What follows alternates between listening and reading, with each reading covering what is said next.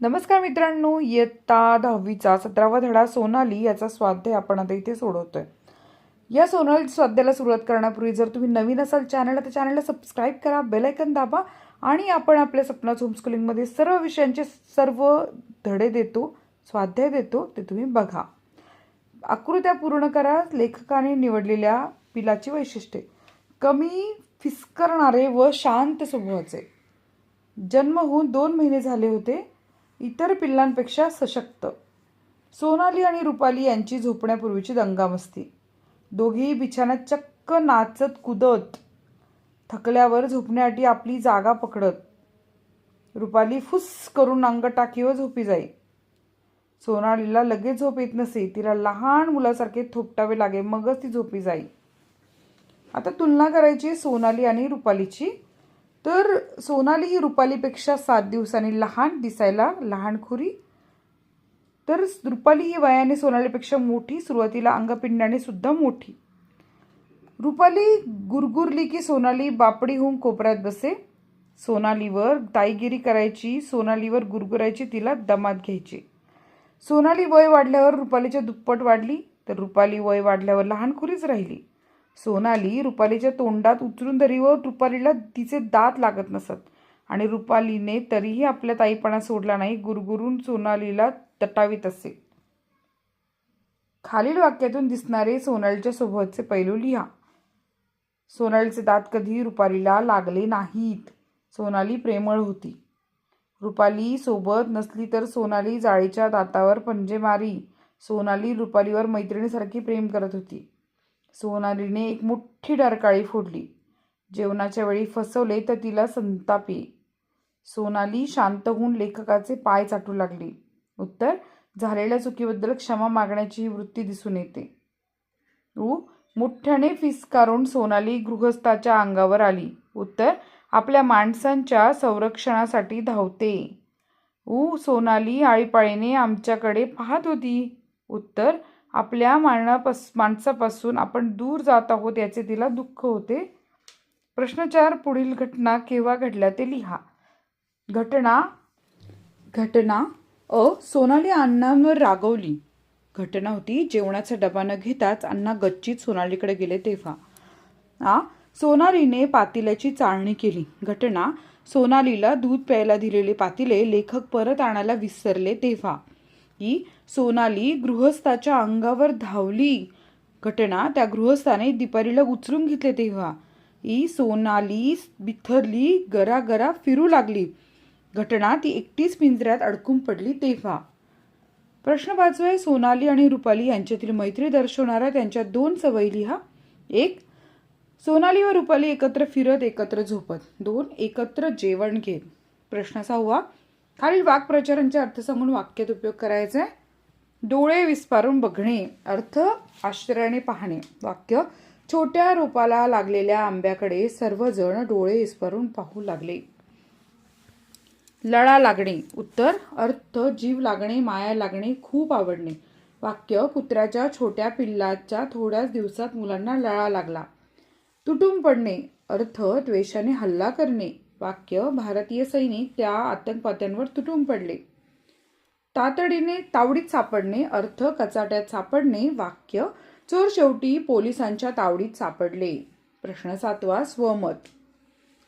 सोनाली व दीपाली यांच्यातील जिव्हाळा व्यक्त करणारा प्रसंग तुमच्या शब्दात लिहा. उत्तर: एकदा दीपाली सोनालीबरोबर खेळत बसली होती. तेवढ्यात एक पेशंट तिथे आला. त्याला ते दृश्य पाहून धक्काच बसला.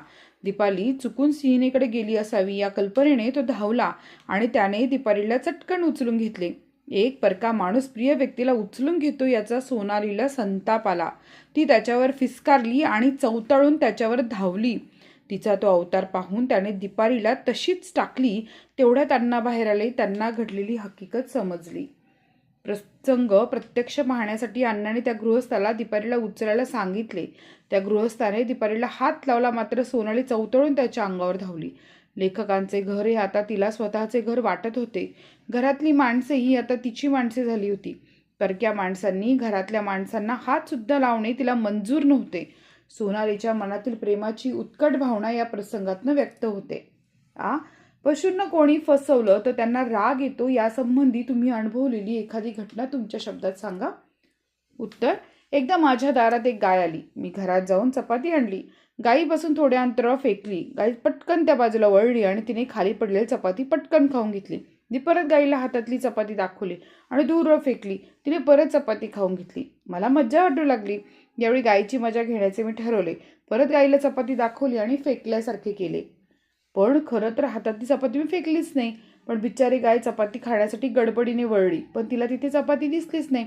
मी परत तसेच केले. आता मात्र गायीच्या लक्षात आले आणि ती सरळ माझ्या बाजूने वळली. मी भीतीने हातातली चपाती तिथेच टाकली आणि घरात पळाले. ज्याप्रमाणे माणसांना राग येतो, त्याचप्रमाणे पशूंना कोणी फसवलं तर त्यांना पण राग येतो. ही गोष्ट मी या प्रसंगातनं शिकले. भाषा अभ्यास. द्वंद्व समास. खालील वाक्य वाचा आणि त्यातील सामासिक शब्द ओळखा. ती दोघे बहीण भाऊ आहेत. उत्तर: बहीण भाऊ. खरे खोटे समजल्याशिवाय अभिप्राय देऊ नये. उत्तर: खरे खोटे. कष्टाची मीठ भाकर आयत्या पक्वानापेक्षा गोड लागते. उत्तर: मीठ भाकर. ज्या समासातील दोन्ही पदे अर्थदृष्ट्या प्रधान असतात त्याला द्वंद्व समास म्हणतात. द्वंद्व समासाचे एकूण 3 प्रकार: इतरेतर द्वंद्व समास, वैकल्पिक द्वंद्व समास, समाहार द्वंद्व समास. तर बघा, इतरेतर द्वंद्व समासामध्ये खालील सामासिक शब्दांचा विग्रह करायचा आहे. आई आणि वडील. तर इथे नाक डोळेचं होतं नाक आणि डोळे. सुंठ साखर होतं सुंठ आणि साखर. कृष्ण आणि अर्जुन. विटी दांडूमध्ये विटी आणि दांडू. ज्या समासाचा विग्रह करताना आणि व या समुच्चबोधक उभयान्वी अव्ययांचा उपयोग करावा लागतो त्या समासाला इतरेतर द्वंद्व समास म्हणतात.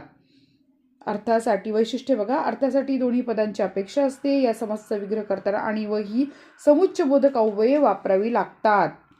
बरे किंवा वाईट. जसं बरे वाईट प्रसंग सगळ्याच जीवनात येतात. बघा इथे कुठलीही गोष्ट स्वीकारण्यापूर्वी सत्याचा विचार करावा. सत्य. सभेला 4-5 माणसेच उपस्थित होती. तर इथे उत्तर येणार आहे 4-5. ज्या समासाचा विग्रह करताना किंवा अथवा वा या विकल्पबोधक अव्ययान्वी अव्ययांचा उपयोग करतात त्याला वैकल्पिक द्वंद्व समास असे म्हणतात. आणि वैशिष्ट्ये: दोन्ही प्रधान पदांपैकी एकाचीच अपेक्षा असते. समासाचा विग्रह करताना किंवा अथवा यापैकी एखादे वैकल्पबोधक उभयान्वी अव्यय वापरावे लागते. आता इथे आपण उत्तर बघतोय. खालील वाक्य वाचा, त्याचे सामासिक शब्द ओळखा. कोपऱ्यातल्या मंडईत भाजीपाला चांगला मिळतो. भाजीपाला. गरीबास कापडा लागता द्यावा, अन्न पाणी द्यावे. तर कपडा लागता अन्न पाणी.